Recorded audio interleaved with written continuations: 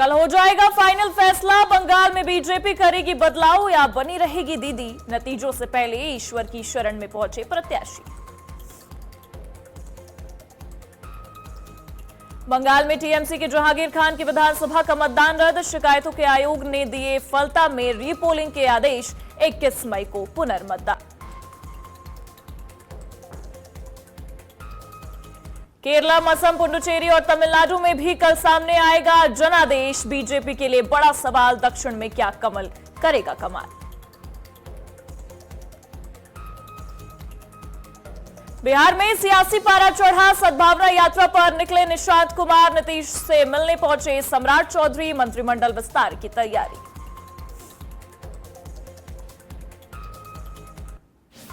UP में फिर बढ़ी मंत्रिमंडल विस्तार की अटकलें। 5 राज्यों के निर्णय आने के बाद कभी भी हो सकता है विस्तार। कई धुरंधरों के कतरे जा सकते हैं पर। नमस्कार, बहुत स्वागत है आप सभी का। आप देख रहे हैं आज की खबर और मैं हूं आपके साथ प्रगति ठाकुर। स्क्रीन पर दिख रहे सोशल मीडिया हैंडल के जरिए आप मेरे साथ वहां पर भी जुड़ सकते हैं और खबरों से रूबरू हो सकते हैं। चलिए अब दमदार 2 बजे में खबरों की शुरुआत कर लेते हैं इस बड़ी खबर से, जहां आपको ये बता दें कि 12/7 में स्ट्रांग रूम के बाहर भारी हंगामा देखने को मिला है। स्ट्रांग रूम के बाहर धरने पर कुणाल घोष बैठ गए हैं। स्ट्रांग रूम के बाहर सीसीटीवी बंद होने का आरोप भी लगाया गया है। बीजेपी एजेंट ने सीसीटीवी बंद होने का आरोप लगाया है और उसके बाद भारी हंगामा हुआ है। ये बड़ी जानकारी आपको बता रहे हैं, जहां 12/7 में स्ट्रांग रूम के बाहर भारी हंगामा देखने को मिला है। बीजेपी एजेंट ने कई आरोप भी लगाए हैं। स्ट्रांग रूम के बाहर धरने पर कुणाल घोष बैठ गए हैं। स्ट्रांग रूम के बाहर सीसीटीवी बंद होने का एक बड़ा आरोप लगाया गया है। बीजेपी एजेंट ने सीसीटीवी बंद होने का आरोप लगाया है और उसके बाद भारी हंगामा 12/7 में देखने को मिला है। अब आपको ये बता दें, बीजेपी एजेंट ने यह आरोप लगाया है कि सीसीटीवी बंद हुआ है। अब ऐसे में इन आरोपों के बाद एक बार फिर से बड़ा हंगामा देखने को मिल रहा है।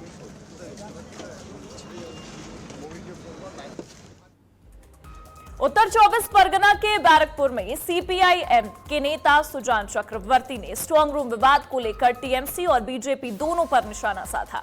उन्होंने आरोप लगाया कि चुनाव अब जनमत की लड़ाई के बजाय ईवीएम की लड़ाई बन गए हैं, जहां टीएमसी और बीजेपी दोनों हेरफेर के आरोपों में शामिल हैं और राजनीति भी दूषित हो रही है।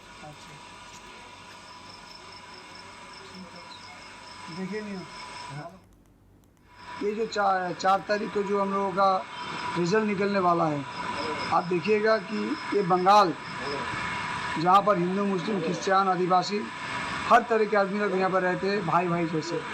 हम लोग एक संग कंधे में कंधे मिला के हिंदू मुस्लिम चलते हैं। ये जो हिंदू मुस्लिम का जो विभेद, जो राजनीति चल रहा है, केंद्र का जो सरकार है मोदी और अमित शाह, ये दोनों का जो सेटिंग है, ये जो बंगाल में वो आईएसएफ किया है, हुमायूं कबीर को लिया है, बहुत सारे पैसा वो उतारा है वो लोग। क्योंकि ये लोग को 2 पार्टी है, आईएसएफ और हुमायूं कबीर और नीम, ये लोग टीएमसी के वोट काट के बीजेपी का रास्ता अच्छा करेगा। वोट का लड़ाई से ज़्यादा हो जाता है ईवीएम का दखल करने के लिए लड़ाई। ये क्या है? ये बीजेपी जानता है कि वो भिन्न भिन्न राज्य में ईवीएम दखल करते हैं। तृणमूल जानता है वो यही काम करते थे इधर बंगाल में। अभी उसीलिए वो दोनों लड़ाई भाव जारी रखता है। एज इफ ईवीएम दखल का लड़ाई होना क्या चाहिए? वोट का लड़ाई, मनुष्य का मन में जो बात है उनका लड़ाई, उससे ज्यादा हो जाता है ईवीएम का लड़ाई। ये गंदा हो गया। बीजेपी का चाल है, यही तो सेंट्रल का चाल है। ये जबरदस्ती पब्लिक को दिखाएगा शांतिपूर्ण वोट रहा, वो बाहर का मानचित्र है और भीतर का है। रात में सबको भगाकर, जैसा नंदीग्राम में किए थे, बाती बुता दिया। पहले बोल दिया ममता बनर्जी जीत गए, उसका बाद बाती बुता दिया। तो ये कलकत्ता है। इधर में इतना इजी नहीं होगा। अगर जरूरत होगा कुणाल और शशि को पास लाखों तृणमूल का लड़का बढ़ जाएगा, ऐसा कोई बात नहीं है।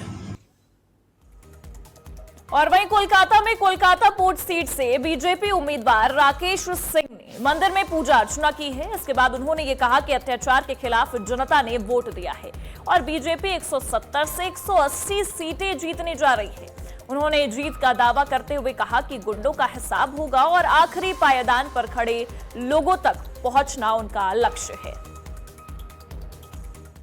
सुबह देखिए, हर सनातनियों का सुबह क्रियाक्रम में मंदिर पूजा रहता है, लेकिन आज राज्य की तरफ से, केंद्र की तरफ से ये आदेश है कि भगवान ईश्वर के पास आप जाइए और ये जो आने वाला जीत है उसको सेवा के रूप में कैसे दीजिएगा उसका प्रार्थना करिए। यही प्रार्थना है हम लोगों में और जनता के बीच के दिल में हम लोग पहुंचे, जो आशा विश्वास के साथ इतना अत्याचार के खिलाफ जो लोग बढ़ चढ़ के ऐतिहासिक अपना मत प्रदान किए हैं, उन लोगों के पास शक्ति मांगिए भगवान से और जाके खड़े रहिए। ये भगवान से मेरा मनोकामना था कि हे भगवान, इतना शक्ति हमको दीजिए कि उन लोगों तक, अंत तक हम जाएं जहां लोग आशा भरोसा करके घर से निकल के भारतीय जनता पार्टी के कार्यकर्ता को इतना बड़ा अपना वोट दिए हैं। तो उसके लिए भगवान से मेरा मनोकामना था कि आपका सब जनता का लिए पूरा होगा। एक दिन और बचा है काउंटिंग के लिए, कल ठीक 24 घंटे बाद इस टाइम रुझान आने शुरू होगा। जी, क्या एक्साइटमेंट हम लोगों के लिए 4 तारीख आज ही है, क्योंकि हम लोग बहुत मतलब एक बोला था इंग्लिश में ओवर कॉन्फिडेंट, उससे भी यदि ऊपर का कोई वर्ड है तो वो वर्ड है 170 और 80 के बीच में भारतीय जनता पार्टी आ रहा है। डबल इंजन का सरकार बन रहा है। मोदी जी का गारंटी बंगाल की जनता को मिल रही है। हर वो चीज मिलेगी और हर वो गुंडों का हिसाब होगा जो गुंडामी 15 साल तक बंगाल में हुआ है। पश्चिम बंगाल में सिलीगुड़ी विधानसभा सीट से बीजेपी उम्मीदवार शंकर घोष ने देवी काली के दर्शन कर आशीर्वाद लिया है। इस दौरान उन्होंने जीत का दावा करते हुए कहा कि बंगाल की जनता एक नई सुबह की उम्मीद कर रही है। वहीं उन्होंने भरोसा जताया है कि मां काली की कृपा से बंगाल में इस बार बीजेपी सरकार बनाने में कामयाब होगी। Receive the blessings of Goddess Kali for the people of West Bengal. Everyone is expecting the new dawn will be started from the tomorrow, and the aspiration of the people of West Bengal will be fulfilled by the blessings of the Goddess Kali, and we are hopeful the way everything is going on. Tomorrow we will get blessings of Ma Kali to form the government here in West Bengal. So we are here to receive the blessings of Goddess Kali. What will be the tomorrow's sun? Tomorrow we are already preparing for the final counting, and for that we have our own strategy which I do not want to disclose in front of you. Delhi में BJP की ओर से पश्चिम बंगाल चुनाव को लेकर बड़ा दावा सामने आया है। बीजेपी सांसद रेखा शर्मा ने यह कहा कि बंगाल कई सालों से बदलाव चाहता है और इस बार वो बदलाव तय है। उन्होंने पार्टी कार्यकर्ताओं को सबसे बड़ी ताकत बताते हुए उनके उत्साह और भागीदारी की सराहना भी की है। वहीं आपको बता दें कि रेखा शर्मा ने यह भरोसा जताया है कि इस बार पश्चिम बंगाल में बीजेपी सरकार बनने जा रही है। पिछले कई सालों से एक बदलाव मांग रहा है और ये सभी आम व्यक्ति भी देख पा रहा है कि वो बदलाव इस बार आने वाला है। हमारे यहाँ पार्टी चुनाव लड़ती है, हमारे यहाँ व्यक्ति चुनाव नहीं लड़ते। सभी पार्टी मिलकर, चाहे उसमें छोटे नेता हो या बड़े नेता हो, उसमें जुड़कर चुनाव को जीतने की तैयारी करते हैं और इसीलिए भारतीय जनता पार्टी हर राज्य में चुनाव जीतती आ रही है। हमारी स्ट्रेंथ ही कार्यकर्ता है। इस बार भी पश्चिम बंगाल में सभी कार्यकर्ताओं ने, नेताओं ने बढ़ चढ़कर भाग लिया और कल ही रिजल्ट आ जाएगा और आप देखेंगे कि इस बार भारतीय जनता पार्टी पश्चिम बंगाल में सरकार बनाने जा रही है। कोलकाता में बीजेपी अध्यक्ष सामिक भट्टाचार्य ने 4 राज्यों और एक केंद्र शासित प्रदेश के चुनाव नतीजों पर प्रतिक्रिया दी है।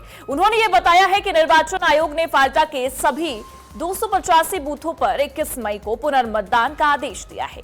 तो वहीं 24 मई को मतगणना होगी, जिससे राजनीतिक सरगर्मी और तेज हो गई है। इसी बीच टीएमसी नेता अभिषेक बनर्जी के बयान और कार्यकर्ताओं के खिलाफ विरोध प्रदर्शन भी किया गया है।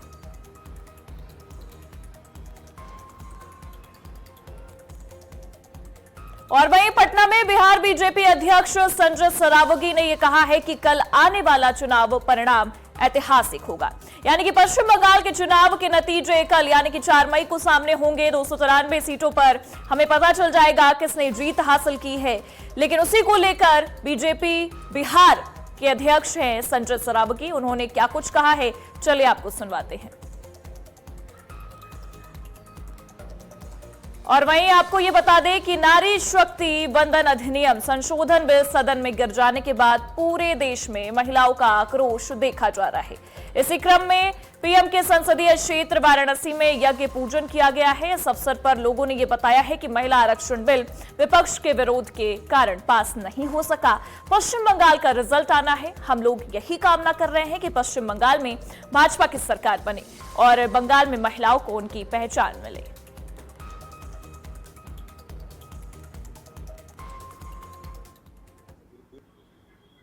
हम लोग का मुख्य उद्देश्य यह है कि माननीय प्रधानमंत्री जी के विजन को जो विकसित भारत संकल्पना है, उस संकल्पना को लेकर आगे बढ़ रहे हैं। और जो माननीय प्रधानमंत्री जी द्वारा नारी बंधन अधिनियम बिल को ले आया गया, उसको विपक्ष ने उसका पुरजोर तरीके से विरोध किया है। उसकी खामियाजा विपक्ष को दिखाई देगा और निश्चित ही बंगाल कई अन्य प्रदेशों में जो हमारे चुनाव हो रहे हैं, वहां हम पूर्ण बहुमत से एनडीए की सरकार बना रहे हैं। और निश्चित ही माननीय प्रधानमंत्री जी के नेतृत्व में, माननीय गृह मंत्री जी के नेतृत्व में, माननीय राष्ट्रीय अध्यक्ष जी के नेतृत्व में जिस तरीके से हम लोगों ने वहां जमीनी स्तर पर हम लोगों ने कार्य किया है और हमको अपने कार्य पे विश्वास है, हम निश्चित ही हम बंगाल सहित अन्य प्रदेशों में सरकार बना रहे हैं। पटना से राजनीतिक खबर सामने आई है, जहां पूर्व मुख्यमंत्री नीतीश कुमार के बेटे निशांत कुमार सद्भाव यात्रा पर निकले हैं। निशांत को पार्टी कार्यालय में भव्य स्वागत मिला है। फूलों की बारिश और सजे काफिले के साथ रवाना भी किया गया है। बताया यह जा रहा है कि ये यात्रा पश्चिम चंपारण से शुरू होकर संगठन को मजबूत करने और विकास कार्यों को जनता तक पहुंचाने का संदेश दे रही है। तो वहीं निशांत कुमार ने अपनी यात्रा को महात्मा गांधी के चंपारण सत्याग्रह से जोड़ते हुए इसे ऐतिहासिक शुरुआत बताया। 4 मई को कार्यकर्ताओं से संवाद और 7 मई से वैशाली से अगले चरण की शुरुआत होगी। समान भाव, प्रेम का भाव, सबको साथ लेना, सबको साथ चलना और पार्टी गठबंधन को मजबूत करना मेरा उद्देश्य है। कार्यकर्ताओं से संवाद करूंगा, सबका साथ लेकर चलेंगे, सब लोग को साथ लेकर चलेंगे। जी जी, मेरी कोशिश रहेगी पार्टी के कार्यकर्ताओं जनता की सेवा करूँ।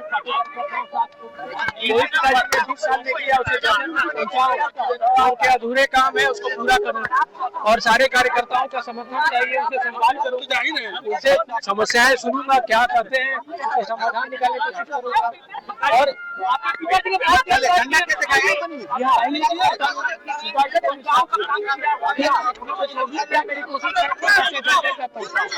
धन्यवाद। पड़े सम्राट अशोक की धरती को सलाम करते हुए, महर्षि वाल्मीकि की धरती, लौह कुश की धरती, माननीय नीतीश कुमार जी ने वहां लौह कुश पार्क के लिए 54 करोड़ रुपया दिया। महर्षि वाल्मीकि की मूर्ति बनाई। पुरखे का अपमान और अपने दल के वरिष्ठ नेताओं का सम्मान। आज माननीय निशांत कुमार जी, जो गांधी जी का चंपारण था, वह नीतीश जी ने चंपारण में उसमें और मजबूती प्रदान की। तो बदलता चंपारण, अब विकसित चंपारण, विदेशी और देशी पर्यटकों का केंद्र और मूल मंत्र है सद्भाव। समाज के हर तबके में मोहब्बत, खुशी का वातावरण रहे, यात्रा का संदेश साफ है। बिना पैसा दिए हुए भीड़ आया है, कोई गाड़ी उड़ी से नहीं लाया है। हम लोग वो सब काम नहीं करते हैं। स्वतः स्फूर्त निशांत ने जनता दल के कार्यकर्ताओं को शांत कर दिया और विरोधी को अशांत कर दिया। नहीं, निशांत कुमार जी कोई स्वतः नहीं आए हैं। कोई निशांत कुमार जी के नीतीश कुमार जी ने लालू जी की तरफ बयान नहीं दिया कि हमरे बेटवा बड़ी काबिल है। राष्ट्रीय नेतृत्व ने आग्रह किया, आग्रह शब्द में बोल रहा हूं, तब निशांत कुमार जी ने स्वीकृति प्रदान की, लेकिन निशांत कुमार की सक्रियता ने जय निशांत तय निशांत नारे को हमारे कार्यकर्ताओं ने अंगीकार कर लिया है। पूर्व मुख्यमंत्री पुत्र निशांत कुमार 2 दिवसीय यात्रा पर निकल रहा है। तस्वीर में साफ तौर पर आप देख सकते हैं जनता दल यूनाइटेड कार्यालय से निशांत कुमार जो है 2 दिवसीय यात्रा पर निकल गए हैं और उनको यात्रा पर जो है फूलों की बारिश जो है कार्यकर्ताओं के द्वारा की गई है। कार्यकर्ताओं में उत्साह देखने को मिल रहा है। भारी संख्या में कार्यकर्ताओं के बीच जो है यहाँ पर निशांत कुमार के काफिले में देखने को मिल रही है। बहुत कुछ खास है बिहार वासियों के लिए, पूरे बिहार के लिए, क्योंकि निशांत जी के पिता नीतीश कुमार जी भी पहली यात्रा अपना चंपारण से ही शुरुआत किया था जिन्होंने, और आज उन्हीं के पुत्र निशांत ये यात्रा चंपारण से ही शुरू कर रहे हैं। निश्चय रथ पर सवार होकर सद्भाव यात्रा पर जो है निशांत कुमार निकल चुके हैं। आप तस्वीर में साफ तौर पर देखिए कि काफी संख्या में निशांत कुमार के जो यथी रथ के साथ जो है काफी संख्या में कार्यकर्ताओं की भीड़ जो है यहाँ पे देखने को मिल रही है। बिहार का भावी मुख्यमंत्री कैसा हो, निशांत कुमार जैसा हो, बिहार मांगे निशांत कुमार। नीतीश कुमार जब राज्यसभा चलते थे कमी खल रही थी, निशांत कुमार पूरा कर पाएंगे कमी? पूरी तरह से बिहार की एक जनता दल यूनाइटेड के कार्यकर्ता चट्टानी एकता के साथ बिहार के मुख्यमंत्री बनाने के लिए निशांत कुमार के लिए आशीर्वाद देने के लिए तत्पर है।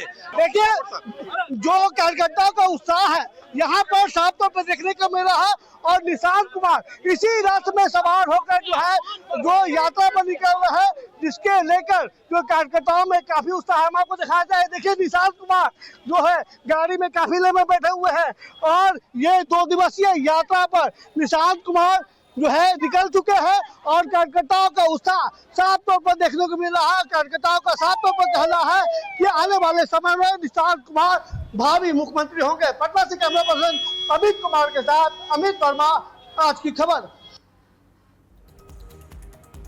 और अब रुक करेंगे अगली खबर का, जहां बलिया जिले में मुंडन संस्कार के दौरान गंगा नदी में बड़ा हादसा हो गया है। बता दें जहां गंगा स्नान करते समय 4 लोग डूब गए हैं। घटना के बाद घाट पर अफरा तफरी मच गई और परिजनों के बीच चीख पुकार गूंज उठी। वहीं सूचना मिलते ही पुलिस और प्रशासन की टीम मौके पर पहुंच गई। गोताखोरों की मदद से डूबे 3 शवों को बाहर निकाला गया।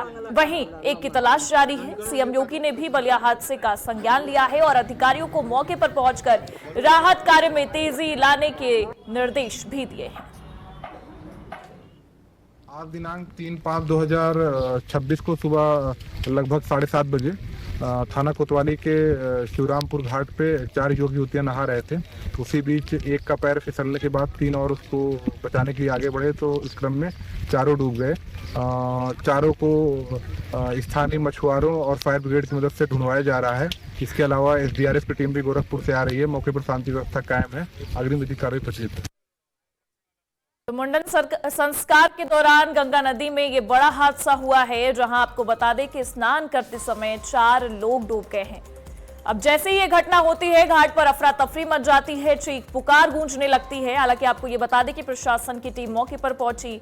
गोताखोरों की मदद से डूबे 3 शवों को बाहर निकाल लिया गया है। वहीं एक की तलाश अभी भी जारी है। 3 शवों को बाहर निकाल लिया गया है। सीएम योगी ने भी बलिया हादसे का संज्ञान लिया है और हमारे सहयोगी संजय तिवारी हमारे साथ जुड़े हुए हैं इस मामले पर। संजय, अब तक क्या अपडेट सामने आ रही है? जो भी जानकारी थी पहले 3 शवों को बाहर निकाल लिया गया है, क्या कुछ अपडेट है इस मामले में? जी बता दें कि ये फेफना थाना क्षेत्र के कल्याणीपुर से ये मुंडन संस्कार के ये लोग गए थे और जो बलिया शहर कोतवाली थाना क्षेत्र के जो शिवरामपुर घाट है यहाँ पे सुबह लगभग 7:30 बजे के करीब ये लोग घाट पर गए थे और जहाँ पे ये जो 4 लड़कियां थी एक साथ ही स्नान करने गई थी, जिसके बाद जो है वहां पे आनंद फानंद ये डूबने लगी, तो जो अगल बगल के जो लोग थे वो आनंद फानंद में दौड़कर और लड़कियों को निकालने लगे, लेकिन जहां 2 लड़कियां वहां से निकाली गई हैं और दो की अभी जो है मौके पर अभी जो है स्थिति जो है अभी तलाश जारी है। लेकिन वहीं जो 2 लड़के गए थे निकालने के लिए, वो 2 लड़के डूब चुके हैं। तो अब तक जो 4 लोगों की संख्या, मरने वालों की संख्या 4 बताई जा रही है।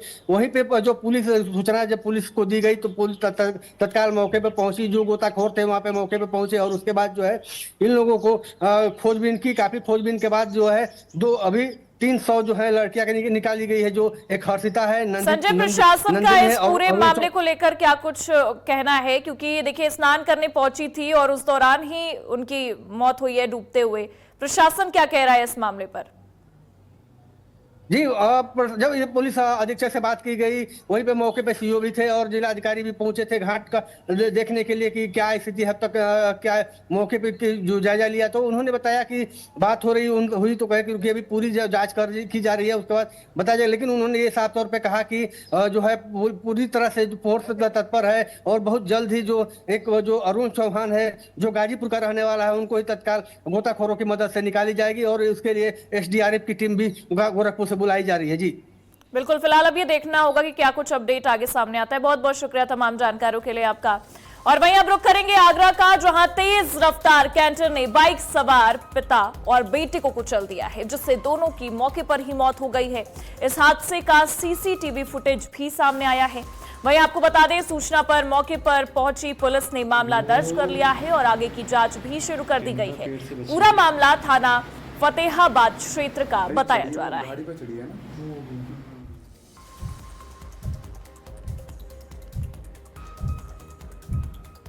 और वहीं बक्सर में एक अनजान व्यक्ति ने अपनी जान जोखिम में डालकर एक यात्री की जिंदगी बचाई है।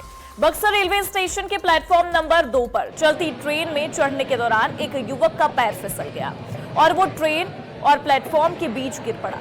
ट्रेन के धीरे धीरे रफ्तार पकड़ने से हालात बेहद खतरनाक हो गए थे। ऐसे में एक कड़ी दुर्घटना भी सामने आ सकती थी। अब ऐसे में आपको बता दें कि तभी मौके पर मौजूद एक अज्ञात व्यक्ति ने बिना समय गवाए युवक का हाथ पकड़ लिया और पूरी ट्रेन गुजरने तक उसका हाथ थामे रखा। ट्रेन गुजरने के बाद अन्य यात्रियों की मदद से युवक को सुरक्षित बाहर निकाला गया है। तो वहीं ये पूरी घटना कैमरे में भी कैद हुई है और अब सोशल मीडिया पर तेजी से वायरल हो रही है।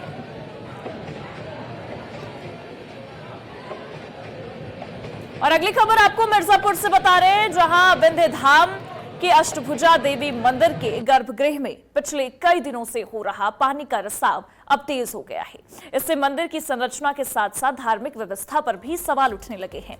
मंदिर के पुजारियों का यह कहना है कि रिसाव की वजह से माता की साड़ी तक भीग रही है और नुकसान का खतरा भी बढ़ गया है। तो वहीं मंदिर आने वाले श्रद्धालुओं और स्थानीय लोगों ने प्रशासन से जल्द समस्या का समाधान करने की मांग की है।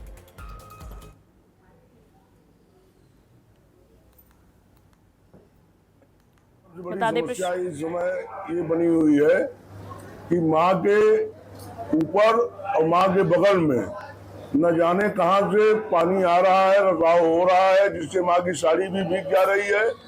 और इसमें मैं जितने भी सक्षम लोग हैं सबसे आह्वान कर रहा हूँ कि सब लोग इसकी देख रेख करें और न तो आने वाले भविष्य में इसकी संख्या बढ़ जाएगी पानी की, तो और दिक्कत होगा। हमसे अभी जानकारी हुआ है, श्री धर्मेंद्र पांडे जी ने बताया कि ऐसी बात है, पानी ऊपर से टपक रहा है। मैंने तत्काल अपने जिलाधिकारी जी को बोला कि इसको दिखवाइए कि वहां से पानी क्यों आ रहा है और किसी जानकार व्यक्ति जो इस विषय के जानकार हो उनको भेजा जाए। तो सिटी मजिस्ट्रेट और किसी को वहां भेजकर उसको दिखवा रहे हैं। इसका जल्द से जल्द निदान किया जाएगा कि क्यों पानी आ रहा है, कैसे आ रहा है, बरसात का पानी है कि क्या, क्योंकि अभी 2 दिन पहले बरसात हुआ था, हो सकता है उसका भी पानी आ रहा है। इसको दिखवाकर उसका निदान किया जाएगा। और इन्हीं खबरों के साथ फिलहाल के लिए इस बुलेटिन में बस इतना ही। देश और दुनिया की तमाम बड़ी खबरों के लिए आप देखते रहिए आज की खबर और स्क्रीन पर दिख रहे सोशल मीडिया हैंडल के जरिए आप मेरे साथ वहां पर भी जुड़ सकते हैं और खबरों से रूबरू हो सकते हैं। नमस्कार।